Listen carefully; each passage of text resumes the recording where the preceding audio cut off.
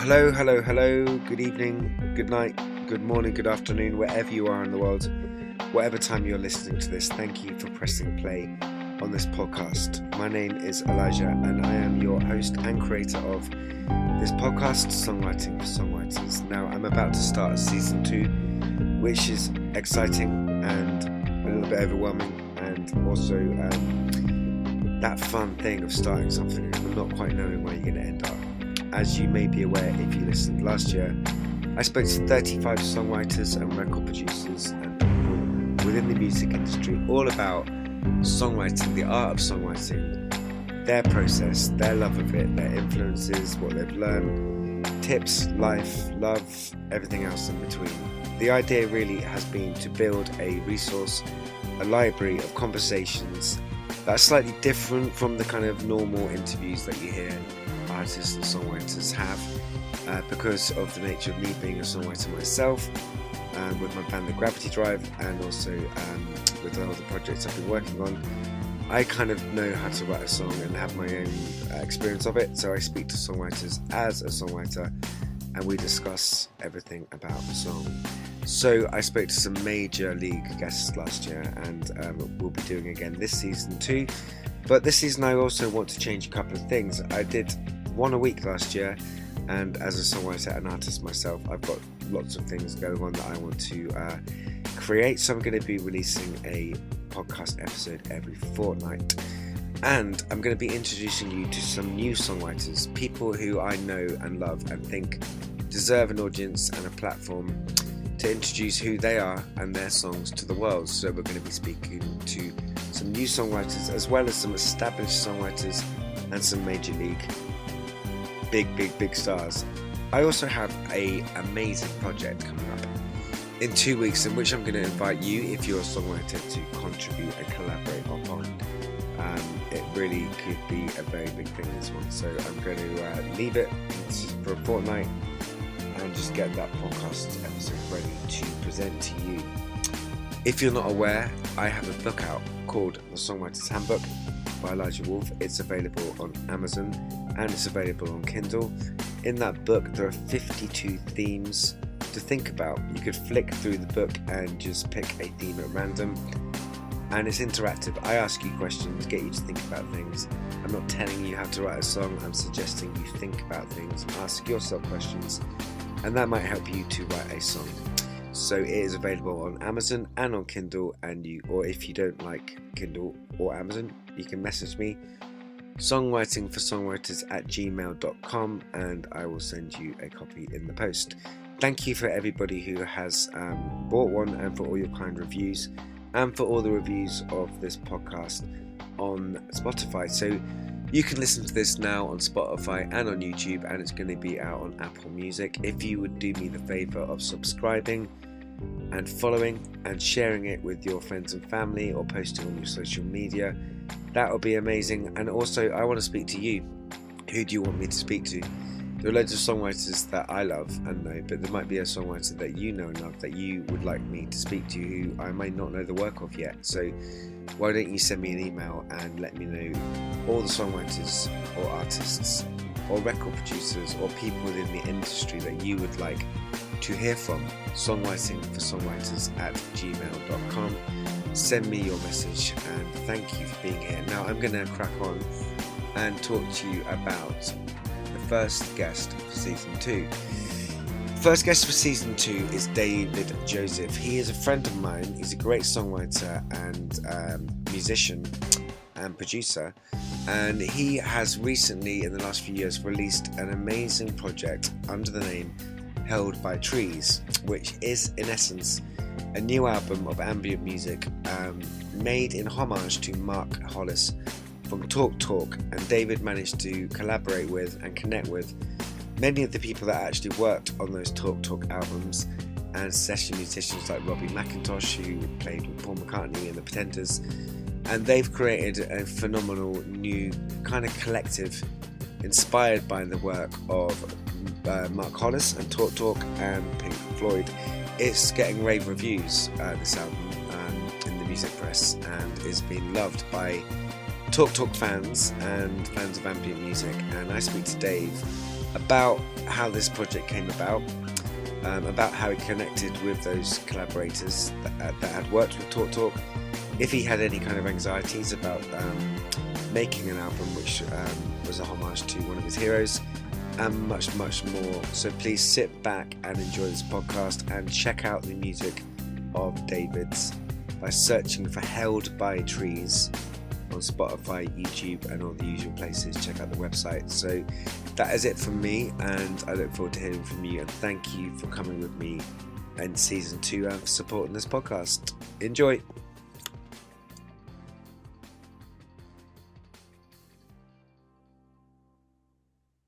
Joining me today on the Songwriting for Songwriters podcast is Dave Joseph. How are you?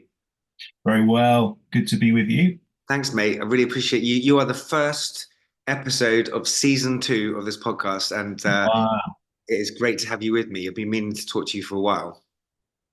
That's lovely. Thank you for having me. It's a pleasure. So, for those of people that don't know who you are, I've known you for a long, long time. We've been around the same sort of scene and circuit in the West Dorset area, but also obviously had different projects that have gone across the world and in London, all over the place. You and I have had multiple different projects, but we've been alongside each other on a certain scene for a while. So that's how we know each other and played in the same venues and all this type of thing. So just let people know, if you will, up to date, what's been your kind of career as a songwriter so far? So, career is maybe too strong a word, I don't but think so. my sort of journey with songwriting begins in the mid '90s.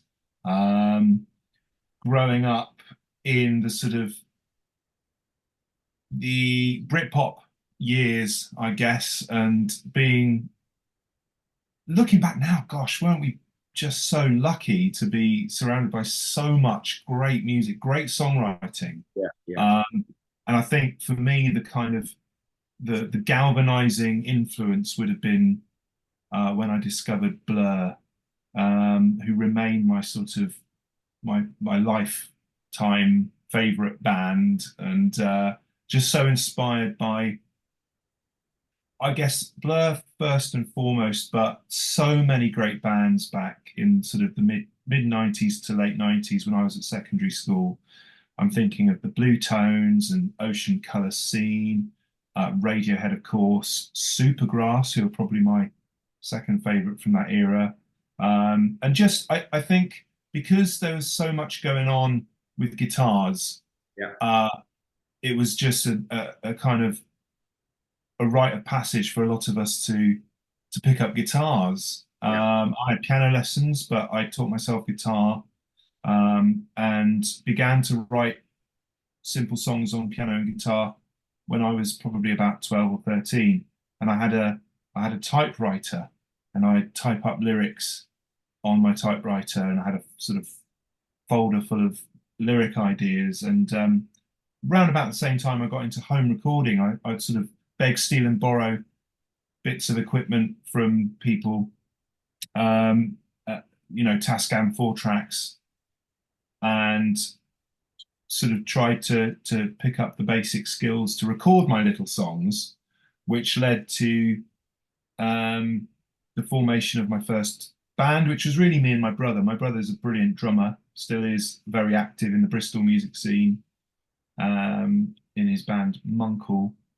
But for 15 years, we shared a journey together, just, with different friends coming and going, but in a band called Bosch. And that was our amazing journey from mucking about in our bedroom, to sort of being flown around, playing gigs abroad and touring and making several records with, you know, amazing people. So that was a very deliberate sort of progression. I wanted to be in one vehicle from for as long as I could be, and so Bosch was that really, and then Bosch naturally came to an end in 2011, and we sort of signed it off. And I was in my late 20s by then, and sort of began to find other modes of songwriting, and wanted to sort of try different things, and did some solo singer-songwriter kind of things.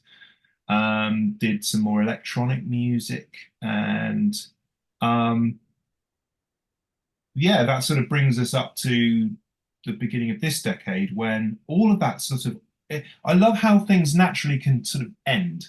Yeah. It just feels like the end of a season of something, Yeah. and um, very kind of deliberately moved into making instrumental music, and that's really been my focus. Although I've done one or two recordings of songs I've written, my focus for the last 4 years has been predominantly instrumental music. So um, yeah, that's been more of a journey into composition Yeah. and honing my skill as a producer and editor. Actually, a lot happens in the edit. So that's kind of a potted history. I've That's a great potted history because Thank we'll you. come on to where you're at now, and you've headed a fantastic new project which we'll go into. But just in terms of talking about career journeys and songwriting, there's lots of people that listen to this, from professional songwriters to amateur songwriters to hobbyists. But what I really love about what you've just said is, like me, my brother was a drummer,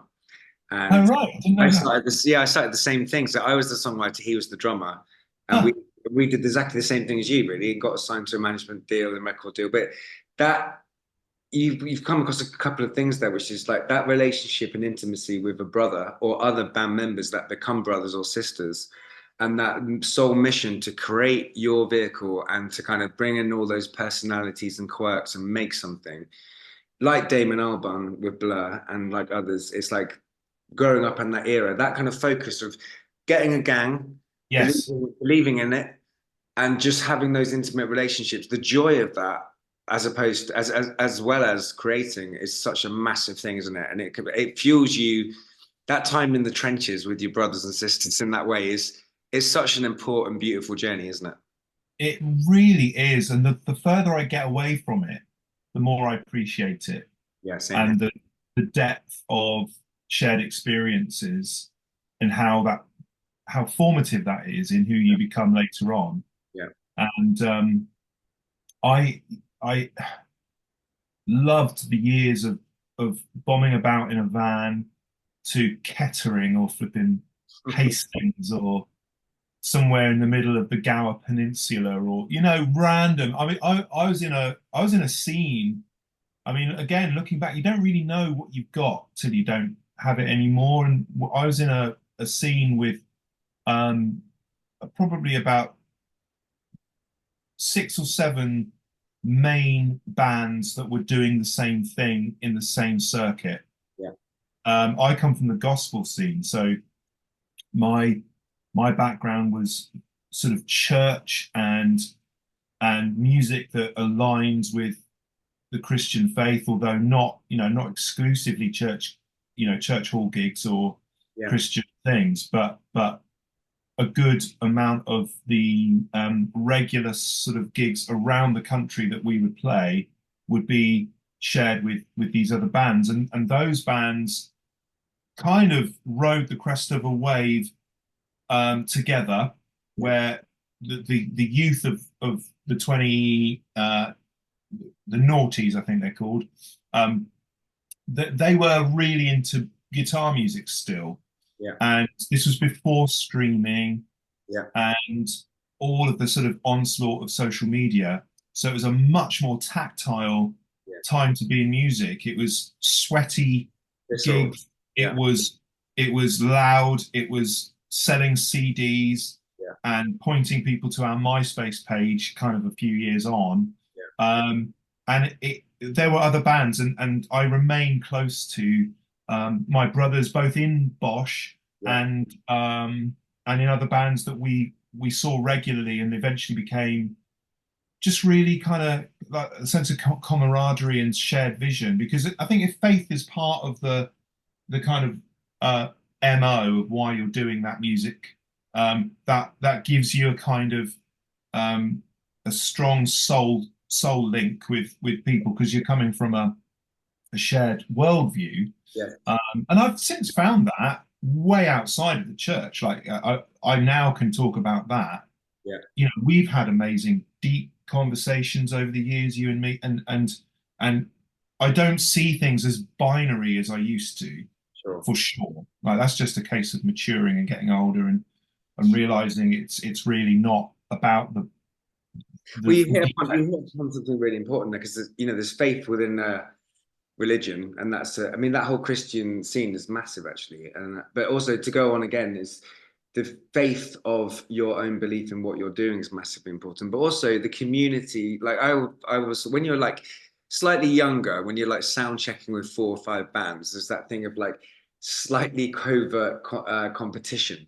But the longer you stick in this game and write songs of being an artist, like the relationship you and I have, or other people that we know well, you end up finding that this is a family of people that have the same yeah. experience, where they're writing their songs, they're sticking to it. Sometimes it's hard, sometimes it's great. There's families, and we are actually a group. And the real truth, which is what we'll get onto with your project, is that you and I can be a brother or a sister to any Mm. musician in the world anywhere, because we sit and play with them and have a common dialogue, even if we speak different languages, which is that we've committed ourselves to making art and music. And that is actually so important. And as you get older, I think you recognize the kind of camaraderie with other people who are doing different things to you, but really knowing what that creative thing is.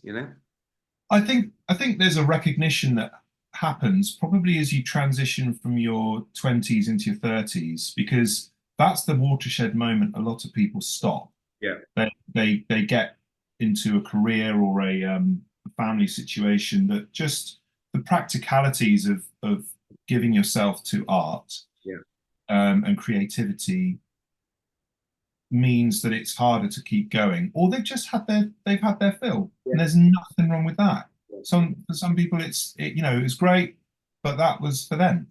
Yeah. And then I'm really interested in the people who have this compulsion to create, and it's not actually an option. Yeah. It's a drive that's very deep and very primal and very visceral, and without it, they suffocate. It's As oxygen. Yeah, it's oxygen. yes, I had yeah, a thing the other day, yesterday, where I've been right all the time, but I just sat on the bed, played a few notes, and this melody came. And after doing that, it was like, I can breathe again. It's yeah. like and I know you feel the same way about that stuff. But let me just bring. I mean, I've admired you from afar for many reasons. For the fact you're walking the same life as I am, for the fact you've raised a beautiful family and you're a great father and husband, for the fact that you have carried on, for the work you've created, and which I've loved as a writer and listener myself.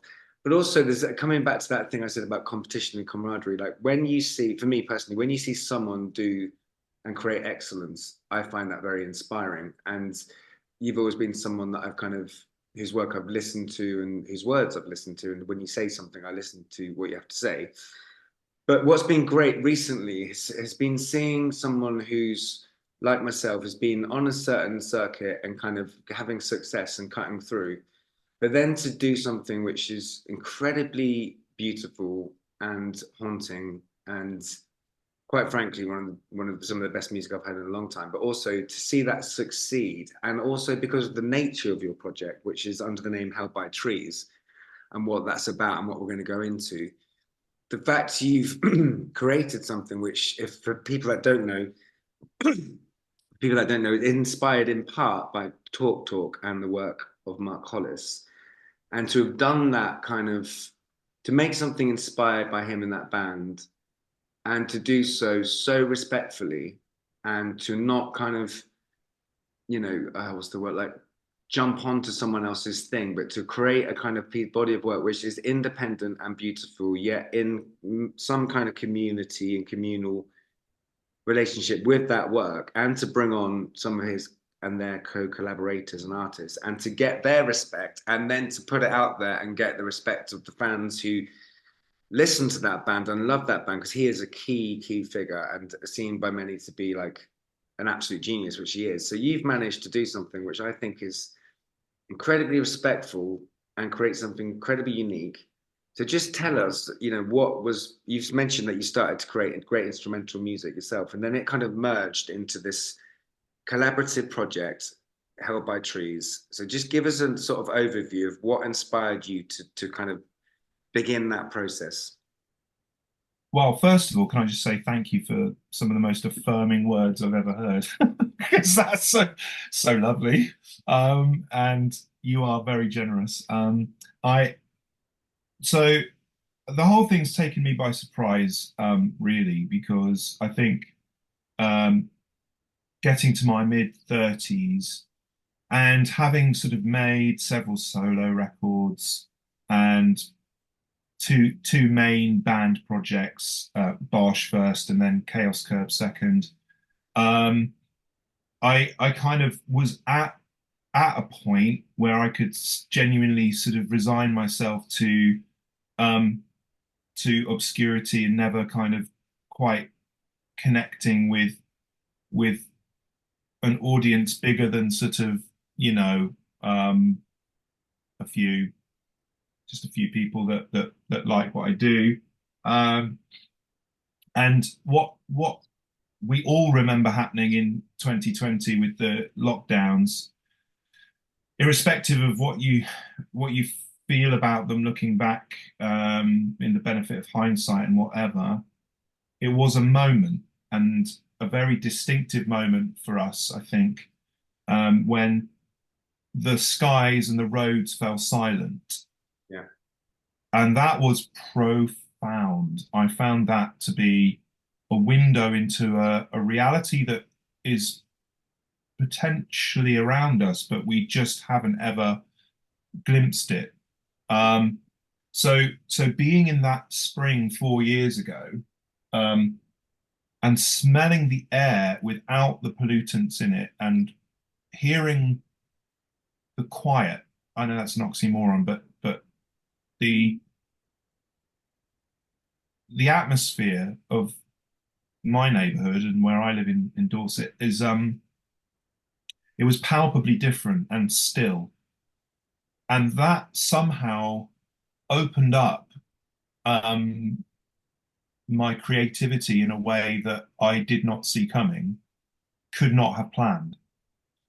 So I ended up noodling on my laptop and Logic and my MIDI keyboard and sort of plugged my Telecaster straight into my interface and just brought up a simple sort of voxy sounding amp plugin. Came up with some drum patterns and chord progressions that were reflective of that stillness and that moment, and the inner sort of, you know, I think the exterior world often informs the interior. Yeah. And we don't, it's a subconscious thing, we don't really realize it, but in that moment I came up with something that as soon as I'd sort of, I came up with 4 pieces of music over 2 days. And listening back, I'm just, I didn't consciously sit there and go, I'm going to try and sound like Talk Talk. Yeah. But listening back, I realized it's that influence is all coming out. Yeah. The drum pattern, the um, spaciousness of the chord progression, and the demos have been released now as part of an expanded edition of the first album, so you can hear exactly what I did, those 4 pieces of music, without any embellishment, any other players. It's just the demos, and it's kind of all there, the skeleton, the bare bones. But that was, I just was so suddenly aware I'm tapping into. I've adored and revered those late Talk Talk records, Colour of Spring, Spirit of Eden, Laughing Stock, and then Mark Hollis's solo record. I've revered them for 20 years or so. And I've always wanted to inquire of whatever was going on in that creative space that they were in. Yeah. And I guess that's what happened. I inquired of that spirit, Okay. want of a better word, that muse. And so to cut the story short for the sake of time, I ended up showing these demos to a few people. Some of them had been involved in Spirit of Eden, etc. Phil Brown, the engineer that recorded those albums, well, certainly Spirit of Eden and Laughing Stock and Hollis' solo record, and things like One World by John Martin. Um, Huge influence as well on me. And he was so enthusiastic that I felt encouraged to um, reach out to some people who had been involved in those albums from a musician point of view, because Talk Talk were really three guys plus Tim Freescreen, the producer, who became like an unofficial fourth member. And then they would invite loads of session guys in to play on their chord progressions and drum patterns. Yeah. And they would take moments from those improvisations and then layer them into what you hear, into this kind of collage. Phil Brown was responsible for recording those and editing those and mixing them. So when he gave it a blessing and said, "You're onto something," I thought, well, in that case, I feel like, and just sometimes you get a sense, this is the thing. This is the thing to really invest in your energy, take a risk financially, take a risk with your pride, because I had to put those demos in front of a lot of people to ask them if they wanted to play. Yeah. And thankfully, I mean, to end how this came together is that I put it in front of quite a lot of people. And it ended up with including James Marsh, the illustrator and graphic designer, 8 in total veterans of the Talk Talk and Hollis albums contributing to Held by Trees' first album, Solace. But I also knew I can't just have that Talk Talk thing. I love too much other music, and my because I love Pink Floyd and Dire Straits and Genesis, and I just love lead guitar. I love it. I love lead saxophone.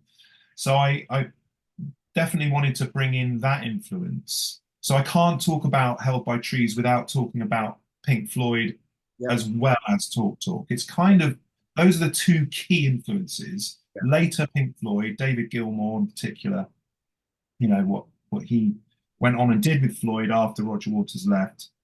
I love those records so much. The melodic lead guitar, atmospheric keyboard work from Rick Wright, and the later Talk Talk stuff. But there's also Ryoshi Sakamoto in there. There's always going to be a Graham Coxon influence in there. And yeah, various other, influences. But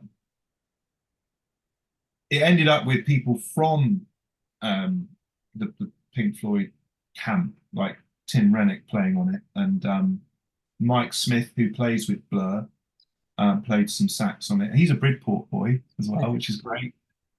And then, David Knopfler contributed. He's a founder member of Dire Straits. I just kind of went crazy and just thought, I'm just going to ask people I'm either one degree of separation from already, or I've already met. Well, that's the thing, isn't it? I think like what's coming across here, which is great, is like the idea that just ask, just put out, and actually, they can say no, and but actually, if you don't ask, you don't get anywhere, and that is actually, I think, if you're an independent musician or if you're creating something, you just have to ask, and if the flow is there or the universe allows it, it will happen.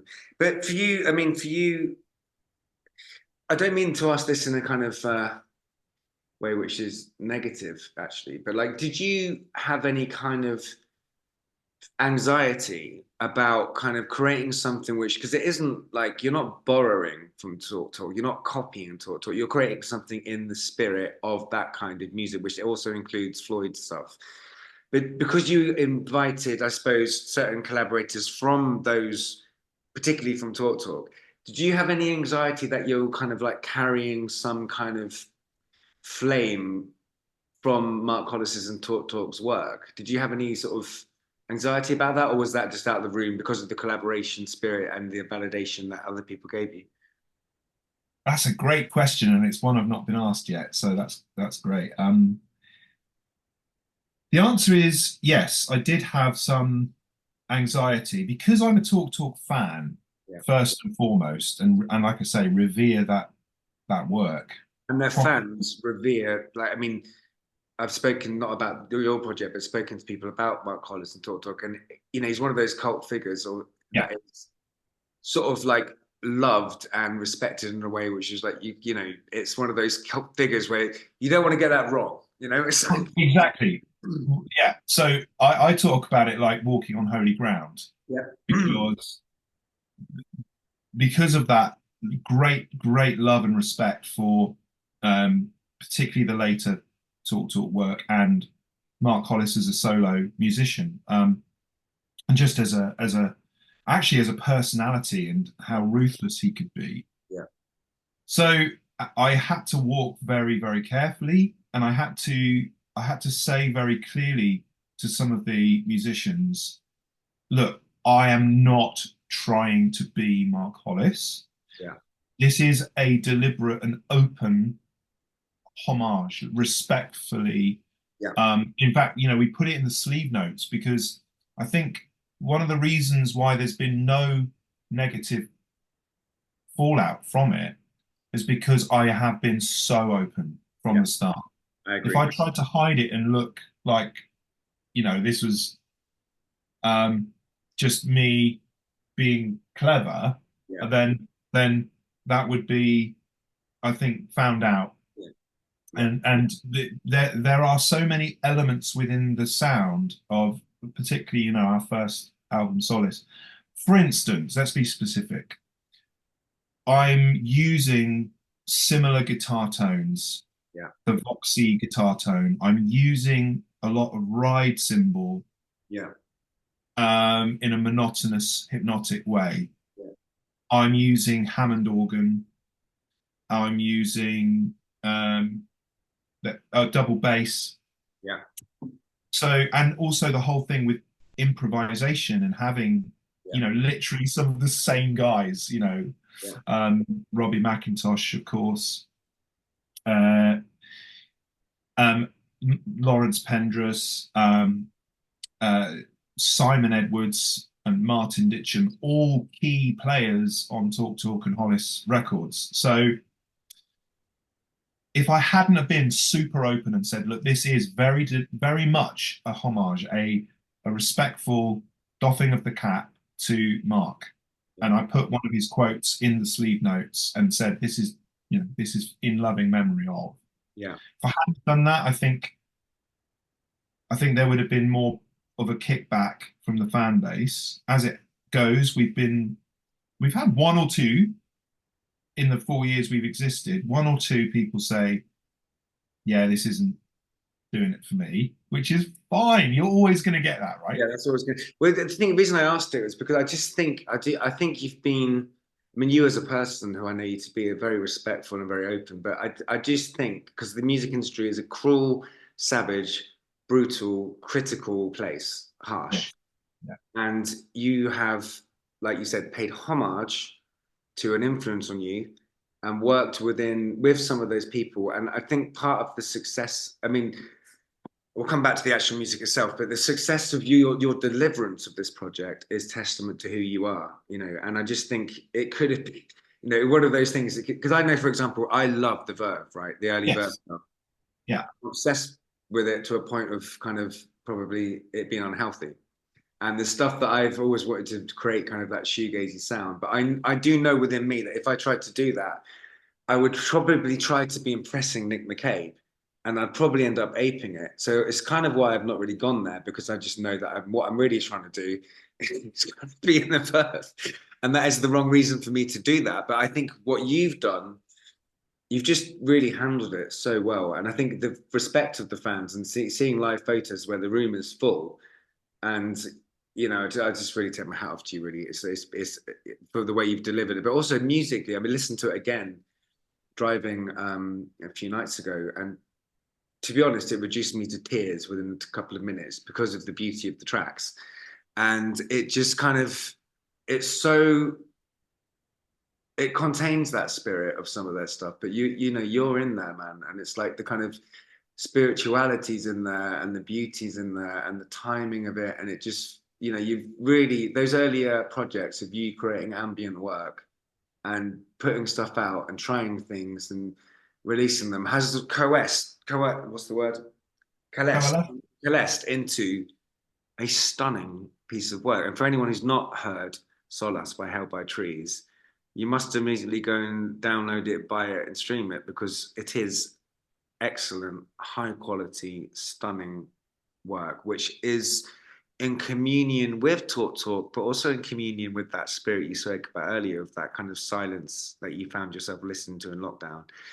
And it's one of those pieces of music where one can find oneself in this ambient music, and it kind of becomes yours as a listener to soundtrack your life. And it's not heavily sort of I amness, you know, I am the great Held by Trees. It invites you in, and it's generous.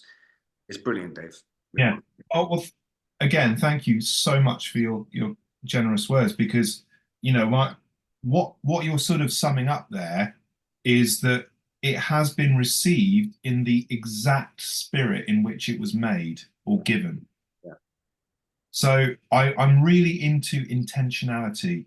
Yeah. So infusing something that you're making with an intentional direction. So as soon as I took the plunge and decided I am going to risk asking these amazing musicians to play on me, and they don't know who I am. Most of them didn't know who I am at all, and why would they? And I think that's another thing, is that there's kind of there's a sweetness to that. Like, yes, it's okay to for and again, I keep thinking of things as I'm talking, but one of the most important testimonies about this project is actually the wonderful realization that these musicians, they didn't need to do it. They're all okay. None of them are needing to work, but they are about music. Yeah.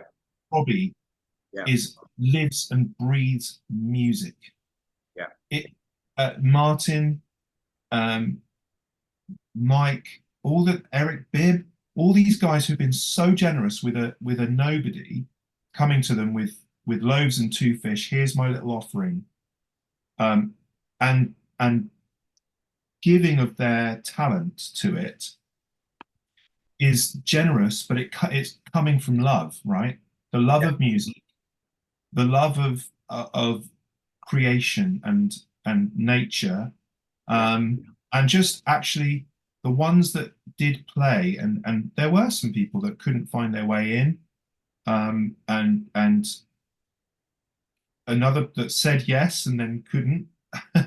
The one that got away, which was actually Graham Coxon. Oh wow.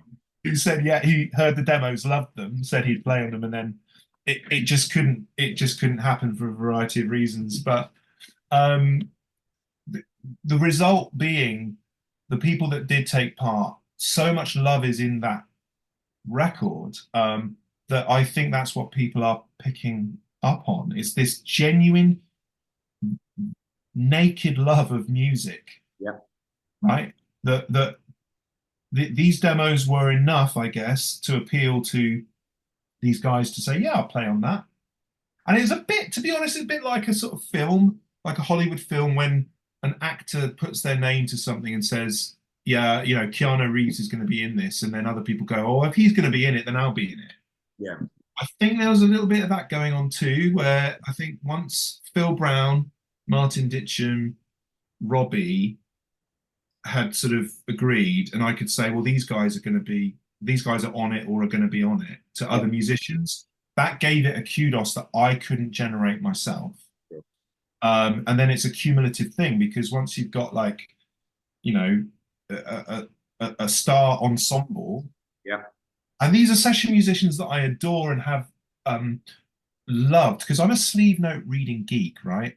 Spent all my money on CDs as a teenager. I didn't have girlfriends. I didn't have, you know, I didn't spend it on maybe some booze, but you know, sex, drugs, and rock and roll. It was for me. It was just rock and roll. Yeah, yeah. Um, so I was totally obsessed with the British rock and roll family tree. So I knew these names. So then, you know, there's a respect that's coming from me as I approach them already. Yeah, I think Um, what you're saying though as well, which is we've hinted at earlier, which is always great when this happens because you don't know where a conversation is going to go, is that it goes back again to that family of musicians who recognize each other, and you are one as well, no matter how much fame you have or don't have. And these guys who maybe have a level of fame recognize you as a creator and a brother within that kind of community. So they hear the quality of the work, hear the intention, and say yes, which is like the thing that you find rewarding because they don't have to, but they actually see who you are. And that comes back to the start of the conversation of which recognizing the family that we actually are as musicians and artists. I think the myth that a kind of arrogant, sort of drunk and high and kind of you know, that whole myth of the sort of the rock star is so far gone now. It really doesn't really exist because people just don't want to work with narcissists anymore. That's very true. And also, you know, again, I think you've made a point there that actually the kind of self promotion, the self kind of push of being an artist, which has to happen to get your music out to more people, whether you're independent or with a label, you end up being some kind of like when you're trying to push your work, whether you like it or not, you end up dancing with things like narcissism slightly sometimes because you're trying to get your stuff out to the world. And I think everybody who creates anything is doing so to express themselves and to kind of have a communion with the audience. But there is that level of all about meanness, which is kind of, you know, which I think is something which is a path which all songwriters and artists have to kind of be careful of as well, I think. Yeah, yeah, because it's and I've talked at length. I'm good friends with Mark's son, Mark Hollis' son Charlie. We've got to know each other through this project, and he's on the second album, and he's wonderful. You know, he's his own man, and happens to be Mark's son.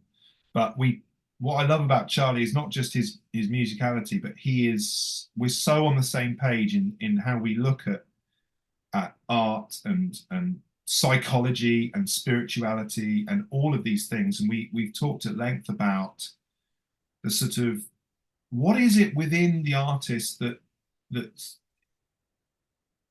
there has to be a certain level, right, of something, whether it's sort of diluted narcissism or it's just self-confidence or it's something. I don't know what even if it has a word, but to actually have the guts to put something out in front of people, to release music essentially. You Mm. have to have something that compels you to put it out in front of people, right? Whether you just put it up on Spotify and YouTube, or whether you go the whole hog with physical releases. Because what his dad got to was the polar opposite of that, Right. where it was enough just to sit and play piano for himself. Yeah, yeah. There was no longer any need to want to share Yeah. his love of music and his joy in playing piano. I had this chat recently actually where like that's beautiful. And I think actually the communion I had with myself for creativity the other day, writing a new song was enough actually. On one level, it was like that's enough. But in Mm. terms of like, I believe personally that, you know, the start of a project, those 4 days in lockdown where you started something, actually the release of it is as important as the start of it because in the release of it, there's a whole new experience of releasing something which is equally interesting and kind of for different reasons maybe because you're not creating, you're doing something else, but as equally fascinating as a kind of artist to reflect on and go through, I think. Okay, I'm going to you might want to edit this out, I don't know, but I I'm going to won't. draw a parallel to sex. Please do. Right. So, and masturbation, right? Even better. Okay, I'm gonna go there. So, and I'm kind of just thinking on my feet here, but there's the vulnerability of sex is that you're sharing yourself, Yeah, and that could be rejected, or it could be. It's yeah, such a vulnerable thing. It's such a vulnerable thing to be intimate with another human being in any way, yeah, whether it's physically in sex, or whether it's emotionally, or yeah, whether it's artistically. yeah, If you're at any point opening yourself and yeah, sharing yourself, yeah, it's the simultaneous thing of putting putting yourself in a position where you can be rejected, yeah, and also the psychological tussle of why am I doing this when mm, I could just, right? yeah. Do something else. Do I need to say it? I could pleasure myself on my own. Mm, I and so what is it within us? This is so interesting to me. What is it within us that wants to seek connection in bringing ourselves or the thing that we've made to others when we don't need to? We but at the same time we kind of do. And I think therein lies the key to spirituality, really, and mm, what this drive is within us to want to connect, to feel seen and understood and embraced. And my little baby, these songs or these pieces of music, bringing them to not just other musicians, but then actually putting them out in front of the record buying public and the streamers and everything else, and saying, here it is. Here's my offering. yeah. I think you're. I mean, it's a great analogy because it's frightening, isn't it, to be seen Mm, and heard. It is. You risk being rejected, being hurt, doing something wrong, being misunderstood.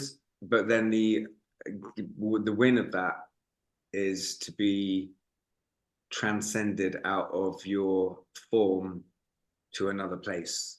oh, yes.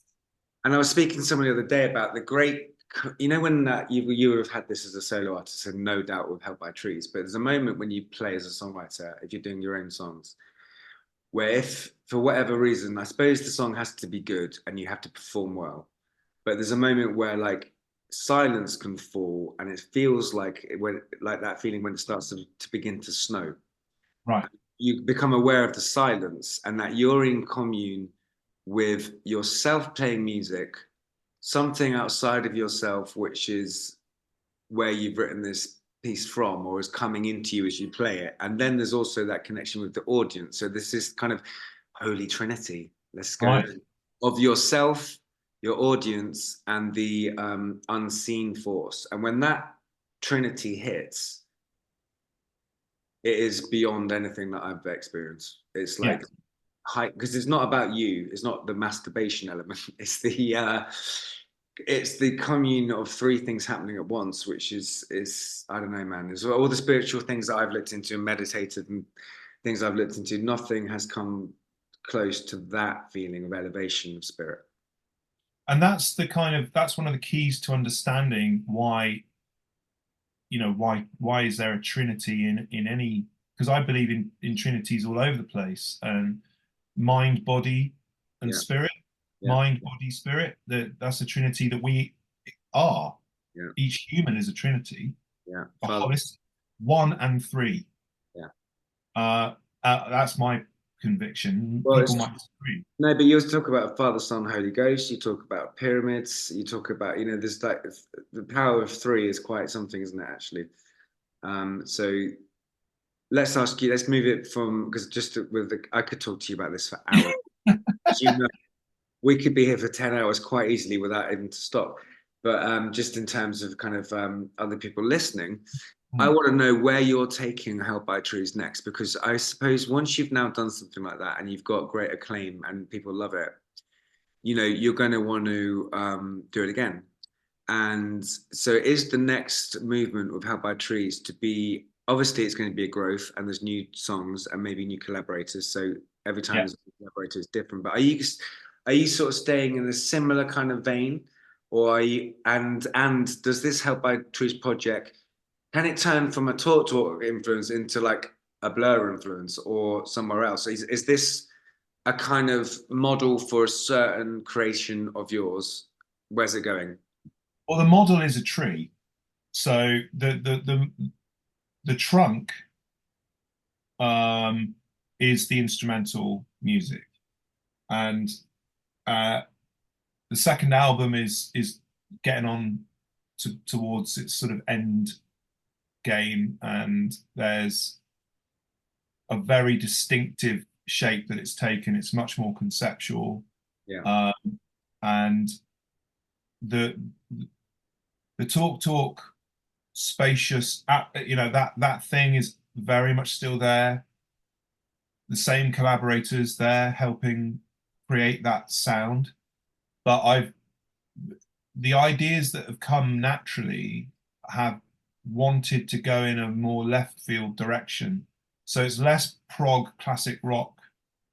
Um, it's more ambient noise. So I've got musicians from bands like Swans, Wire, great, Band of Susans, Slow Dive. great, Uh, uh, who else? Jen, who plays with My Bloody Valentine. brilliant. Simone Marie is just, we had a chat yesterday. She plays with Primal Scream in the Jesus and Mary chain. It's kind of Swans. I love the kind of New York late 70s, 80s. There's guys from that scene, that kind of alternative music, experimental Sounds like noise. it's kind of like insert because it is quite heavy, the first album, but it sounds like it's maybe like I love that direction of it heading that way. You know, it's kind of there's an angularness and there's that kind of like spit and kind of blood area coming on in my mind anyway. It's deliberately more vague. So it the ambient element is more ambient. The noisier element, there's far more of that, and it's closer to kind of the soundscapes that Swans and Sonic Youth Mm, do, than the kind of Pink Floyd yeah. very melodic. It's far less melodic. Let me just ask you a couple of like remaining questions. So the great quote I love is what you lose in control, you gain in collaboration.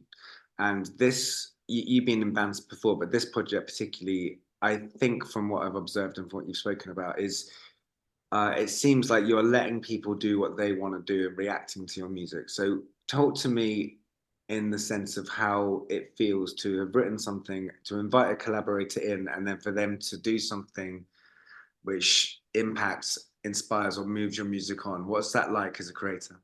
Well, it's much easier when you strip out the layer of that is the vocal and the lyric.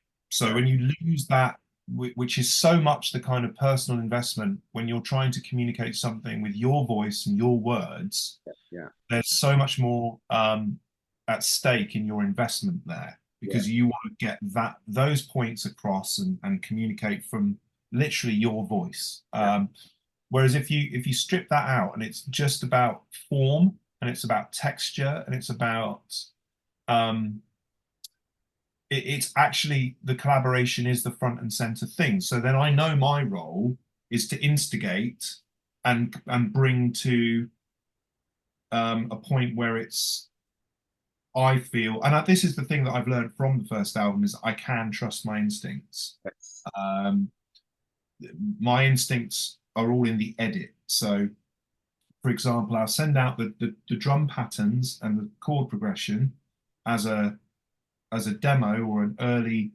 bounce of an idea to a musician, and they will send me back 3 or 4 takes. I yeah, tend to ask for only three, actually. yeah. Um, Trinity. yeah, yes, again, yeah. And then I will, and I've got pretty quick at this actually.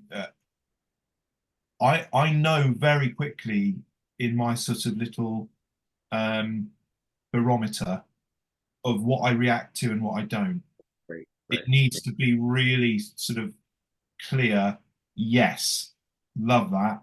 And if it isn't that, then it's very simple. It gets cut out. That, So that's so important. You're curating, whether you're curating your own playing or someone else's, that forming your own instinct through experience, but also through kind of like knowing what you like and don't like is fun. yeah, and I think also I think I give with one hand and take with the other. So I say to people, do whatever you want. I want you, as I respect you as a musician. I love what you do.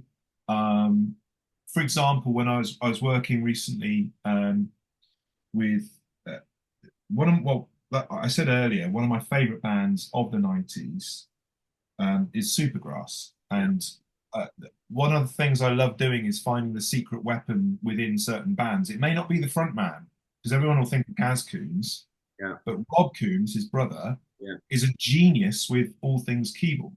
yeah. So I got in touch with Rob, and he came down and we spent a day recording Hammond. But what he'd done in the time between getting my demo and recording was bring so much genius in terms of chord uh, modulations to go with the very sparse idea. That so I sent him something quite bare bones, and he came up with all sorts of incredible chord changes on the Hammond to go underneath. So Great. there's absolutely loads of Rob Yeah, in the piece of music. So it starts to feel a lot less like mine anyway, and yeah. something we can all share.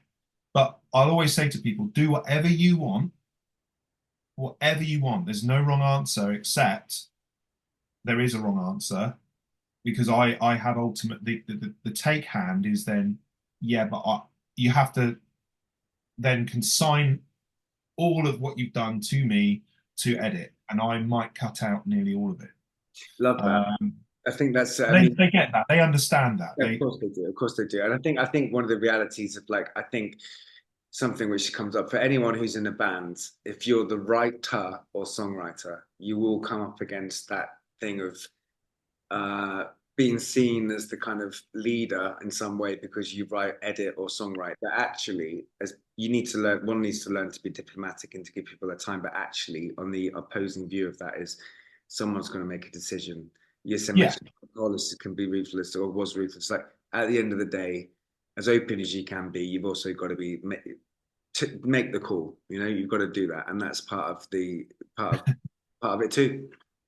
and I'm learning to be more secure in that role, because being the guy that kind of approaches these musicians with such respect and admiration, Yeah, and yet a determination to render yeah. something incredibly unique and special, something I can put my name to and be happy with for the rest of my life. Because once it's out there, it's out there. You've That's got what no I control. say that to lots of people. Like, if you're going to make a record, wicked, do whatever you need to do, but just remember it's going to be out there for the rest of your life. So, like, take the time or be sure, you know, or sometimes don't be and learn from it. But whatever, it's that thing is that it's your body of work, it's your legacy, it's going to live forever. It's a domino which goes to the next domino. Anyway, And Dave, I find all that a huge thrill. yeah, Like, if it wasn't a thrill and fun, yeah, you wouldn't do it. Exactly. then I wouldn't do it. But there is an adrenaline thing with, oh my goodness, are people going to like this? Especially once you've had a little bit of Yeah, something catch on with like we did with Solace. I want to give them something they'll enjoy, but I can't make the same record again. there we And go. I haven't. That's important.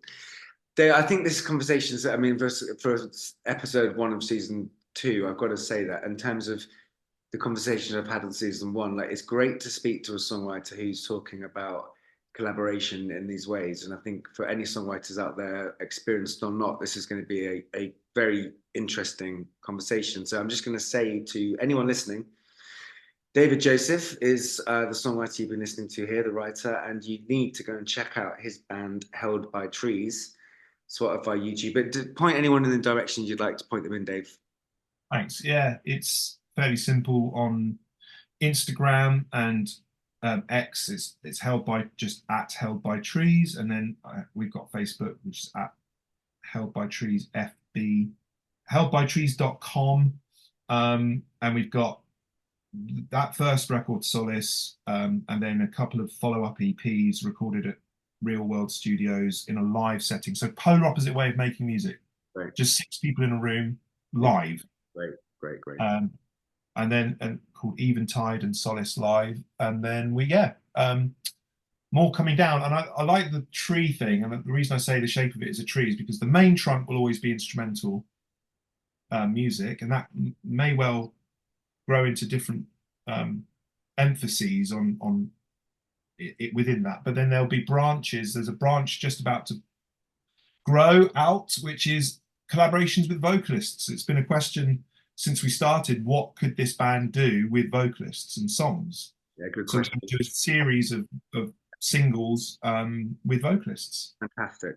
I mean, it just sounds so exciting, and I'm really thrilled that you've got this going on, and thrilled about your success as well, actually. And if you ever need a singer or a guitar player to riff, I'm going to put my services forward. Well, you and I have been talking about collaborating, and we we've have. even sent each other stuff for so long, so it needs to happen, mate. It will come together. Yes, it will. Dave, I'm going to finish up with one last question, which I ask everybody, which is, if you could have written any song by anyone else, if that song could have come through you and you could have lived inside it, which song by someone else would you have loved to have written? Oh, no. That's such a good question, because immediately I think of my favorite ever song, which is The Cool, Cool River by Paul Simon. Nice. That's because it ministers to me. It speaks to me from him or from the spirit or both, or however you want to think of it.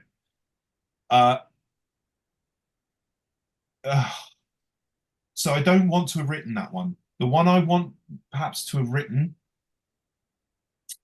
just from a chord progression point of view and what it opens up for instrumentalists to do, is going to be from my favorite album, which is The Division Bell by Pink Floyd, and a song called Coming Back to Life, because it starts with transcendent soaring guitar solo and then moves into a fairly sort of four to the floor rock thing. But the chord progression, it's in the key of C, which is basic as it comes, right? But it is my favorite chord progression in terms of what David Gilmour does with soloing over the top of it, and we've sort of jammed it and improvised over that chord progression, and the words and everything about it is, if I could have written any song, I think it would be Coming Back to Life, written by David Gilmour, but first recorded by Pink Floyd. Great answer. David, thank you so much for your time, mate, and no doubt we'll see each other soon, and good luck with everything, and thank you for being on this podcast. Such a pleasure. Thank you, Elijah, for having me. Well, thank you for listening. I hope you enjoyed that fascinating conversation with David Joseph of Held by Trees. Do go and check out their music, Held by Trees, on Spotify, YouTube. Go and buy it, support them on social media. And I'll be back in a fortnight with another guest. As I said at the start of the podcast, my book, The Songwriter's Handbook, is available on Amazon and Kindle. And we also have some merchandise, actually, with the logo on t-shirts, mugs, caps, hats. I don't know, it's all there. So you can find that on our social media. So thank you very much for listening, and I'll be back in a couple of weeks. Have a great day and enjoy listening to music and writing songs, if that's you. Thank you. Bye.